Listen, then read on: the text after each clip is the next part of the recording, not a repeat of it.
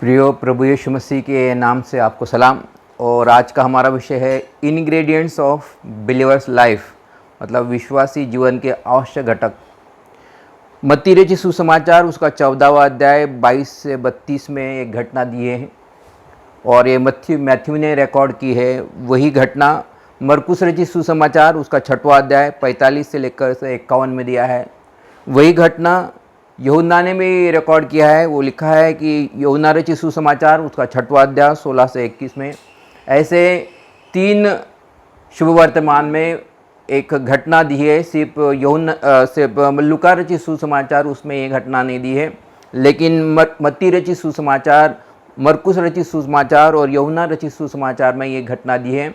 और तीनों ने भी एक घटना का वर्णन किया है कि प्रभु यीशु मसीह एक मरुस्थल में चला जाता है, एकांत में चला जाता है प्रार्थना करने के लिए। और प्रार्थना करने के लिए जब चला जाता है तो भारी भीड़ उसके साथ हो लेती है और भारी भीड़ हो लेती है और संध्या हो जाती है। और प्रभु यीशु मसीह को चेले कहते हैं कि इन जो लोग जो है इनको विदा कर दे, क्योंकि ये लोग भूखे हैं। ये रास्ते में जाते वक्त शायद उनको तकलीफ़ हो सकती है और ये रास्ते में फेंट होकर गिर सकते हैं, इसलिए उनको विदा कर दे। लेकिन प्रभु यीशु मसीह ने फिलिप और एंड्रिया को कहा कि तुम लोग उनको खाने को दो। और इस तरह वो फिलिप और एंड्रिया, एक बच्चा रहता है जिसके बाद 5 रोटी और 2 मछलियाँ रहती हैं, और 5 रोटी और 2 मछलियाँ प्रभु यीशु मसीह के पास लाता है। और प्रभु यीशु मसीह उस पर धन्यवाद देता है, उसको तोड़ता है, फिर चेलों को देता है और चेले लोगों को देते हैं। और उसके बाद लिखे है कि जो खाने वाले जो थे 5000 पुरुष थे, और मैं ऐसा विश्वास करता हूँ कि 5000 महिला भी होंगी और 5000 बच्चे भी हुए। तो ऐसे तकरीबन 15000 लोगों ने वो 5 रोटी और 2 मछलियाँ खाए। और उसके बाद खाना ख़त्म होने के बाद जब सब लोग तृप्त हो गए तो 12 टोकरी जो फ्रैगमेंट्स थे, जो टुकड़े बचे थे, उसके 12 टोकरियाँ बची। और ये आश्चर्यक्रम होने के बाद प्रभु यीशु मसीह ने ये अपने चेलों को कहा कि अभी तुम बेतसैदा को चले जाओ। बेतसैदा जो इसका जो सी जो था गैलीली का जो समुंदर था उसके पार चले जाओ, ऐसा प्रभु यीशु मसीह ने अपने चेलों को कहा। और खुद वो पहाड़ी पे चला गया। और मत्ती रचित सुसमाचार उसका 14वां अध्याय उसका 22 वचन में लिखा है कि प्रभु यीशु मसीह ने उनको बाध्य किया कि तुम ये गैलीली के सी के समुंदर के मार्ग से चले जाओ। बेतसैदा के मतलब एक किनारे से दूसरे किनारे चले जाओ, समुंदर के मार्ग से चले जाओ। और ऐसा लिखा है कि मत्ती रचित सुसमाचार उसका 14वां अध्याय 22 वचन में कि प्रभु यीशु मसीह ने जो 12 जो चेले थे उनको बाध्य किया। प्रभु यीशु मसीह ने उनको कंपेल किया है कि दूसरी तरफ जाने के लिए। वास्तविक ये जो चेले जो थे 12 चेले जो थे वो जाने के लिए तैयार नहीं थे, क्योंकि 12 चेलों में से जो 7 जो चेले थे वो मछुआरे थे।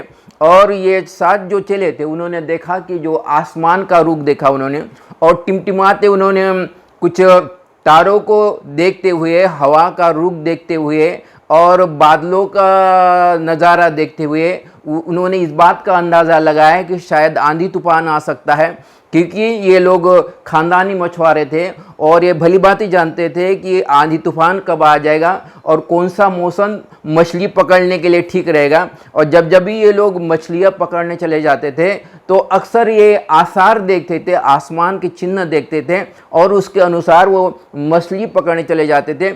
अगर रास्ते में आंधी तूफान भी आता तो ये लोग वापस घर लौटते थे।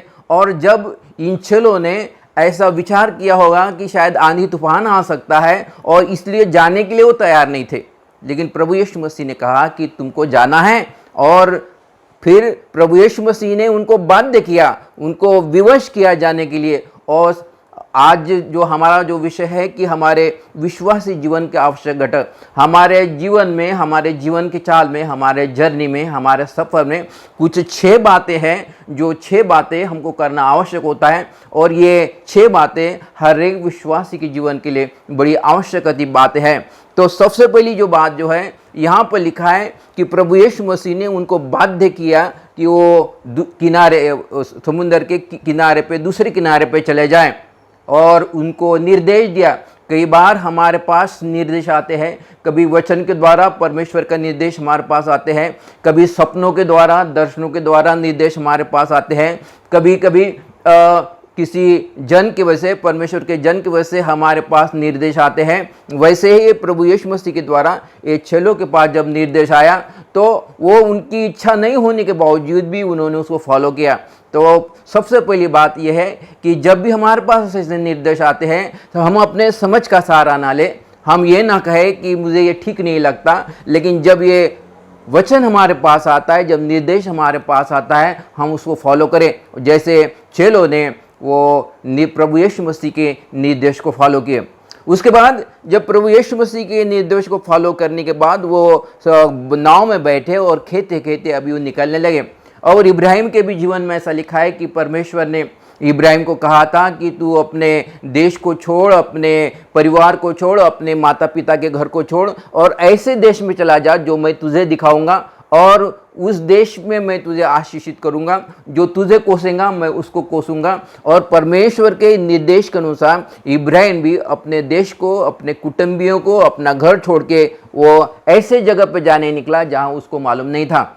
यहाँ पर चेलों ने ऐसा ही किया, उन्होंने प्रभु यीशु मसीह के निर्देश को फॉलो किया।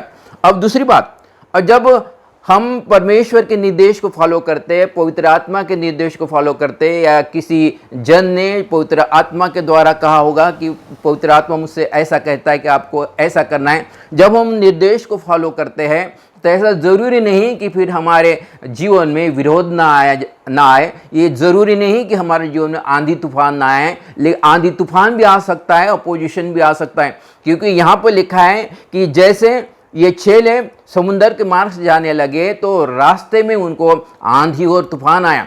और इब्राहिम के भी जीवन में ऐसा लिखा है कि जब उसने परमेश्वर के निर्देश को फॉलो किया, और रास्ते में ऐसा लिखा है कि लूत के चरवाहे और इब्राहिम के चरवाहे में आपस में झगड़ा करना शुरू कर दिया। क्योंकि जो लैंड जो था, लूत के चरवाहे जो थे उनके पास, मतलब लूत के पास भी बहुत सारी भेड़ बकरियां थी, इब्राहिम के पास भी बहुत सारी भेड़ बकरियां थी, और दोनों की भेड़ बकरियां संभालने के लिए वो जगह पर्याप्त नहीं थी। और इसलिए लूत के जो चरवाहे थे और इब्राहिम के जो चरवाहे थे आपस में झगड़ा करने लगे। ये दरअसल स्टॉर्म है, ये प्रतिकूल परिस्थिति है, ये झगड़ा जो है प्रतिकूल परिस्थिति है, स्टॉर्म है जो इब्राहिम के जीवन में है। इतना ही नहीं, बाइबल कहती है कि उसके पास सोना चांदी सब कुछ था, भेड़ बकरियां थी, नौकर चाकर थे, लेकिन उसको अपनी कोई संतान भी नहीं थी। क्योंकि परमेश्वर ने उसको कहा था कि मैं तुझे संतान दूंगा, लेकिन उसके जीवन में उम्र के 100 साल तक उसको कोई संतान नहीं हुई। ये प्रतिकूल परिस्थिति थी। और परमेश्वर ने इब्राहिम को ये भी कहा था कि तू अपना जो बेटा जो है और मेरे लिए बर्न सैक्रिफाइस चढ़ाना। ये एक स्टॉर्म है, एक प्रतिकूल परिस्थिति है। जब इब्राहिम ने परमेश्वर के निर्देश को अपनाया तो उसके जीवन में कई स्टॉर्म का उसको सामना करना पड़ा। यहाँ पर भी ऐसा लिखा है कि प्रभु यीशु मसीह ने चेलों को कहा कि तुम अभी समुंदर के उस पार चले जाओ, और वहाँ पर जाते जाते जब रास्ते में थे तो उनको आंधी और तूफान का सामना करना पड़ा। ये दरअसल दूसरी बात है। अभी तीसरी बात, अब जब वो आंधी और तूफान का सामना करना पड़ा तो बाइबल कहती है कि ये लोग समुंदर के मध्य में थे। वास्तविक एक किनारे से दूसरे किनारे तक ये जो रास्ता जो था ये बड़े मुश्किल से 2 घंटे का रास्ता था, लेकिन ये लोग एक किनारे से मध्य में पहुंचे तभी भी 2 घंटे नहीं, ऐसा लिखा है कि तीसरा प्रहर हो गया था। मतलब रात के 3 बजे से लेकर तो 6 बजे के बीच के पहले चौथा प्रहर बोलते हैं। तो ये चौथे प्रहर में वो समुंदर के मध्य में पहुंच गए थे। मतलब हो सकता है वो शाम को निकले होंगे, और शाम को निकलने के बाद और खेते खेते वो मध्य में पहुंचे। मध्य में कब पहुंचे? जब सुबह के तकरीबन 3 और 6 बीच, सुबह के 3 और 6 के बीच में का समय होगा, उसको चौथा प्रहर बोलते हैं। मतलब इनको तकरीबन 7, 8 या 9 घंटे हुए होंगे, उसके बावजूद भी वो समुंदर के मध्य में ही थे। उसके बावजूद भी उन्होंने, प्रभु यीशु मसीह ने उनको कहा था कि तुमको एक किनारे से दूसरे किनारे जाना है, मतलब बैतसैदा में जाना है। और ऐसे अपोजिशन में भी, ऐसे आंधी तूफान में भी वो खेते खेते खेते आगे बढ़ते चले गए। तो यहाँ पर ये तीसरी बात है कि उन्होंने जो अपनी जो जर्नी जो थी, अपना जो सफ़र जो था, उन्होंने बीच में नहीं रोका।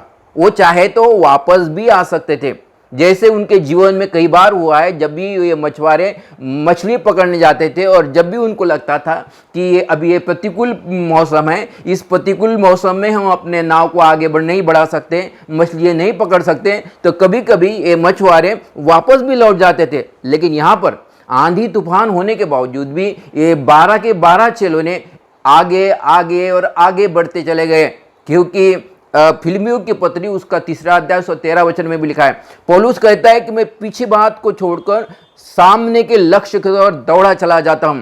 और यहाँ पर ये चेले आंधी तूफान का सामना करते हुए एक एक एक एक एक एक एक कदम करके वो आगे आगे आगे बढ़ते चले गए। और इब्राहिम के भी जीवन में हुआ और कहीं दाऊद के भी जीवन में हुआ, दाऊद के जीवन में हुआ, यूसुफ के जीवन में हुआ। उनके जीवन में बहुत सारी प्रतिकूल परिस्थितियाँ आई, उसके बावजूद भी एक एक एक एक कदम वो आगे और आगे और आगे बढ़ते चले गए। तो दरअसल ये तीसरी बात है कि उन्होंने जो चेलों ने जो थे आंधी तूफान के बावजूद भी अपने सफ़र जारी रखा, सामने का सफ़र जारी रखा, जबकि उनको काफ़ी तकलीफ हुई। ये तीसरी बात है। पहली बात चेलों ने किए कि उन्होंने प्रभु यीशु मसीह के निर्देश को फॉलो किए, जबकि वो नहीं चाह रहे थे, लेकिन प्रभु यीशु मसीह ने उनको कहा कि तुमको जाना है, और इसलिए उन्होंने प्रभु यीशु मसीह के निर्देशन को फॉलो किए। दूसरी बात, जब वो जा रहे थे तो रास्ते में आंधी और तूफान का उनको सामना करना पड़ा। और तीसरी बात, आंधी तूफान का सामना करने के बावजूद भी एक एक कदम आगे और आगे वो बढ़ते चले गए। अभी चौथी बात, ऐसे समय में लिखा है कि रात के चौथे प्रहर में प्रभु यीशु मसीह समुद्र के पानी से चलते हुए उनके पास आया। जब वो उनके पास आ रहा था तो चेलों ने प्रभु यीशु मसीह को आते हुए देखा, तो उनको लगा यह भूत है, तो चिल्लाने लगे भूत भूत। तब प्रभु यीशु मसीह ने कहा कि मैं हूं, डरो मत। तो चौथी बात है, यूहन्ना रचित सुसमाचार उसका 6वां अध्याय 20वें वचन में लिखा है, और मरकुस रचित सुसमाचार उसका 6वां अध्याय 50वें वचन में लिखा है कि प्रभु यीशु मसीह ने कहा कि डरो मत, विश्वास करो, मतलब अपने विश्वास का प्रमाण दो। ऐसा प्रभु यीशु मसीह ने कहा कि अविश्वासी न बनो, लेकिन अपने विश्वास का प्रमाण दो। कई बार हमको लगता है कि हमको विश्वास का प्रमाण कैसे देना है, और बाइबल कहती है कि हमारे भीतर जिन्होंने भी प्रभु यीशु मसीह को अपना उद्धारकर्ता ग्रहण किया है, इफिसियों की पत्री उसका 2 अध्याय उसका 8 और 9वें वचन में लिखा है कि हमारा जो उद्धार हुआ है विश्वास से, अनुग्रह के द्वारा हमारा विश्वास हुआ है। मतलब हमें जो विश्वास जो दिया गया है परमेश्वर का सा विश्वास है, हमें हर एक में परमेश्वर का विश्वास है। और हमको चाहिए कि परमेश्वर के वादों पे हम भरोसा करें और परमेश्वर के जो वचन जो लिखे उस पर भरोसा करें, और ये है परमेश्वर का सा विश्वास। लेकिन कभी कभी हम परमेश्वर का सा जो विश्वास जो हमको दिया है उसका हम प्रमाण नहीं देते, लेकिन अविश्वास का प्रमाण देते। अविश्वास का प्रमाण देना मतलब डाउट करना, मतलब डाउट करना, मतलब ये शक करना। अविश्वास का प्रमाण नकारात्मक बातों को सोचना। अविश्वास का प्रमाण देना मतलब नेचुरल रेल्म में देखना, सुपर नेचुरल रेल्म में नहीं देखना। जो नहीं दिखाई देती है उस पर भरोसा नहीं करना, लेकिन जो दिखाई देती उस पर भरोसा करना। और प्रभु यीशु मसीह ने इनको यही कहा, चेलों को कहा कि तुम विश्वास रखो, फियर नॉट, डरो मत, विश्वास रखो, मैं हूं। और इब्राहिम ने भी अपने जीवन में ये विश्वास का प्रमाण दिया है। जब वो 100 साल का हो चुका था, उसका शरीर मर चुका था, और रोमियो की पुत्री उसका 4वां अध्याय वो 17 से 21 में लिखा है कि उसने अपने शरीर की मरी हुई दशा की तरफ ध्यान नहीं दिया, ना तो सारा के मरी हुई शरीर की दशा की तरफ ध्यान नहीं दिया, लेकिन वो कन्विंस था कि जिस परमेश्वर ने वादे किया है वो पूरा भी कर सकता है और पूरा भी करता है। और इसलिए उसने सारा के भी मरे हुए जो शरीर के तरफ ध्यान नहीं दिया, अपने भी शरीर के मरे हुए दशा को तरफ ध्यान नहीं दिया, लेकिन परमेश्वर के वादों को उसने ग्रहण किया। तो यहाँ पर इब्राहिम ने अपने विश्वास का प्रमाण दिया है। और यहाँ पर यही लिखा है कि प्रभु यीशु मसीह वो चेलों को कहने लगे डरो मत। डरना ये विश्वास का अपोजिट है। प्रभु यीशु मसीह उनको कहता है कि अपने विश्वास का प्रमाण दो। और जब विश्वास का प्रमाण देने की बात आती है, कई बार हमको ऐसा लगता है कि मुझ में विश्वास नहीं है। कई बार ऐसी गलत फहमी हम में होती है कि मुझ में विश्वास नहीं है, लेकिन बाइबल कहती है कि हम में हर एक में जिन्होंने प्रभु यीशु मसीह को अपना उद्धारकर्ता ग्रहण किया है, उसमें परमेश्वर का सब विश्वास है।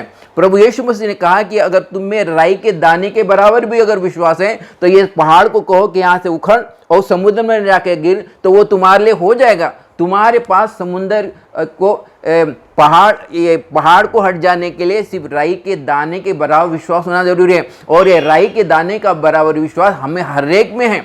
और हमें प्रॉब्लम ये है कि हमें अनबिलीव का प्रॉब्लम, किसी भी व्यक्ति में विश्वास का प्रॉब्लम नहीं है, क्योंकि हमको हर एक में वो विश्वास दिया है। अनबिलीव मतलब नकारात्मक बातों को सोचना, अनबिलीव मतलब शक करना, अनबिलीव मतलब नेचुरल रन में देखना, जो नहीं दिखाई देता है उस पर विश्वास नहीं करना। और लेकिन धन्य है वो लोग जो बिना देखे विश्वास करते। तो प्रभु यीशु मसीह ने यहाँ पर यही कहा है कि तुम विश्वास करो। ये जरा चौथी बात है।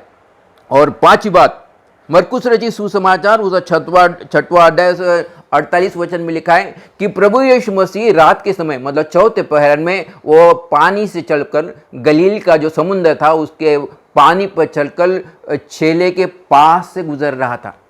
और उन चेलों ने प्रभु यीशु मसीह को रिक्वेस्ट की, उन्होंने उसको मदद मांगी कि हमको मदद करो। और उन्होंने जब मदद मांगी तब प्रभु यीशु मसीह वो नाव में आया। अगर ये चले लोग प्रभु यीशु मसीह को मदद नहीं मांगते तो प्रभु यीशु मसीह, ऐसा लिखा है मरकुस रचित सुसमाचार उसका 6वां अध्याय उसका 48 वचन में कि प्रभु यीशु मसीह वहां से नाव के बाजू से होकर दूसरे किनारे चला जाता था। लेकिन चेलों ने गुहार की और विनती की, प्रभु यीशु मसीह को उन्होंने मदद मांगी, उन्होंने इल्तिजा की, उन्होंने पेटिशन रखी कि हमारे नाव में भीतर आ जाओ।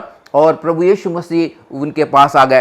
प्रियो, बाइबल में कहती कि परमेश्वर मांगने से पहले ही हमारे ज़रूरतों को जानता है, लेकिन उसके बावजूद भी ऐसा लिखा है मत्ती रचित सुसमाचार उसका 7वां अध्याय उसका 7वें वचन में, मांगो तो तुम्हें मिलेगा, ढूंढो तो तुम पाओगे, खटखटाओ तो तुम्हारे लिए खोला जाएगा। परमेश्वर हमारे ज़रूरतों को तो जानता तो है, लेकिन यहाँ पर एक सिद्धांत दिया है कि हमको मांगने की आवश्यकता है। परमेश्वर के सामर्थ की हमको आवश्यकता है। हम परमेश्वर के सामर्थ को मांगे, परमेश्वर के मदद को हम मांगे, क्योंकि वो हमारा पिता है। और जब हम मांगते हैं तो वो हमारी सहायता करता है। तो हम मांगने में हेजिटेट ना करें।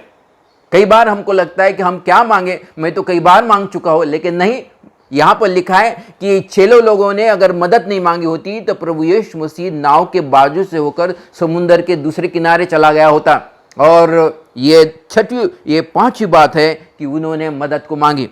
और छठी बात, जब पतरस ने प्रभु यीशु मसीह को कहा कि तू अगर है तो मुझे भी कहे कि तेरे पास आने के लिए, तो प्रभु यीशु मसीह ने कहा आ। जब प्रभु यीशु मसीह ने पतरस को कहा आ, तो पतरस नाव पर से उतरा और प्रभु यीशु मसीह की तरफ जाने लगा, पानी पर चलकर होकर प्रभु यीशु मसीह की तरफ जाने लगा।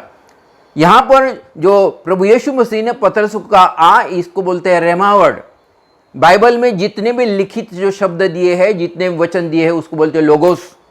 और ये लोगोस जब हम पढ़ते हैं तो हमको लोगोस का ज्ञान होता है। कई बार वचन सुनने के द्वारा भी हमारे पास लोगोस आता है, लेकिन जब सही समय में परमेश्वर या पवित्र आत्मा वो जो लोगोस जो हमने अपने हृदय में बसाया, जो हमने लोगोस अपने मन में बसाया है, वो किसी एक वचन को उसको जीवित करता है। जब किसी एक वचन को जीवित करता है उसको बोलते हैं रेमा वर्ड। प्रियो, हमको हमारे जीवन में रेमा वर्ड की बहुत आवश्यकता है। एक मैं मैगजीन पढ़ रहा था और मैगजीन में एक परमेश्वर के दास ने दो जवानों के बारे में कहा, जवानों के बारे में लिखा है। वो जवानों के बारे में लिखा था कि ये जवानों को एक सभा में जाना था, लेकिन वो सभा जो थी नदी के उस तरफ थी और नदी में बड़ी बाढ़ थी।